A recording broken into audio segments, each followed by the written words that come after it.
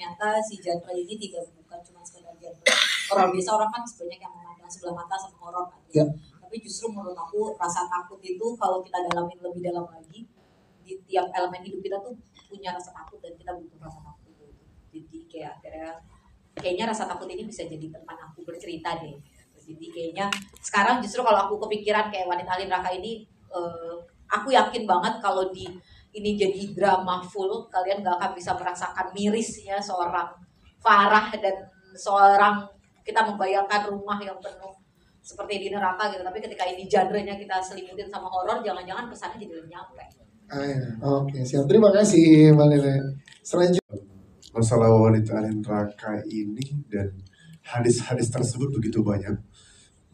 Karena wanita banyak kufur kepada suaminya, itu adalah sebab masuk neraka. Kemudian Iqra, gue sebelum itu bahas itu. Iqra itu ini juga berkaitan dengan film ini.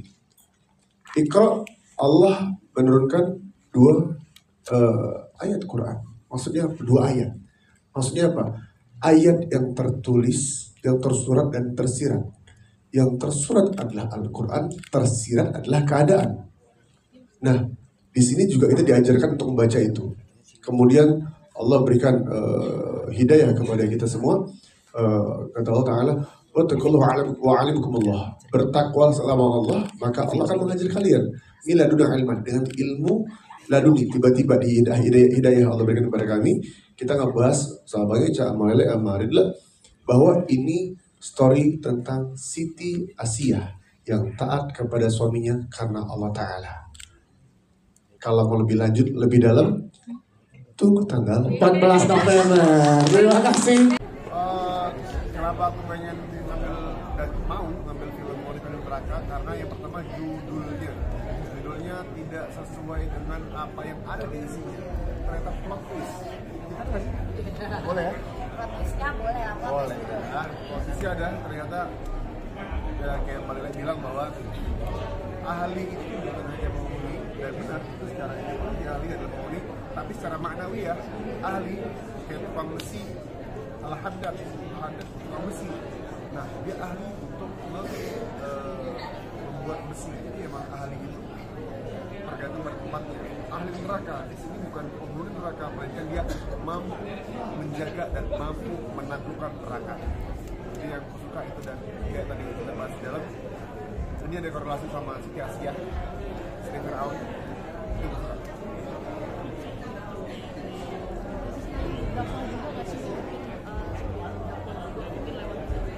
Pasti, kalau dibilang dakwah, pasti, sangat pasti film ini berdakwah, karena banyak poin yang kita sebarkan.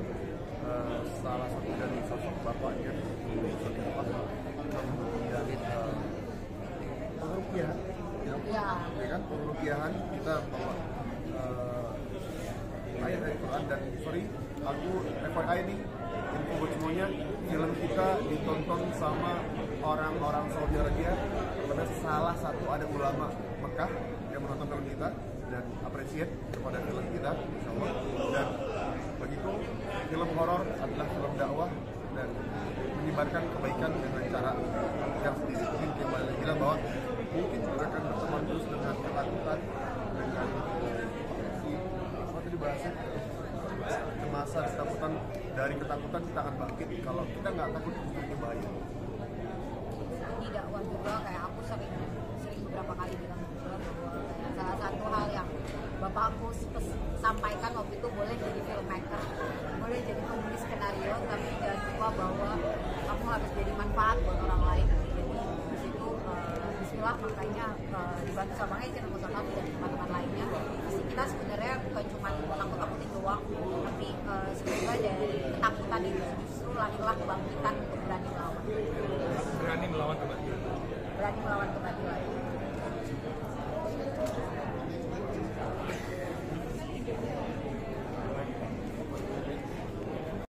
Kenapa pilih tentang calon bupati dan lain-lainnya? Sebenarnya itu tuh salah satunya, sebenarnya salah satu yang paling sederhana. Waktu pas aku nulis itu tuh lagi rame banget baliho ya.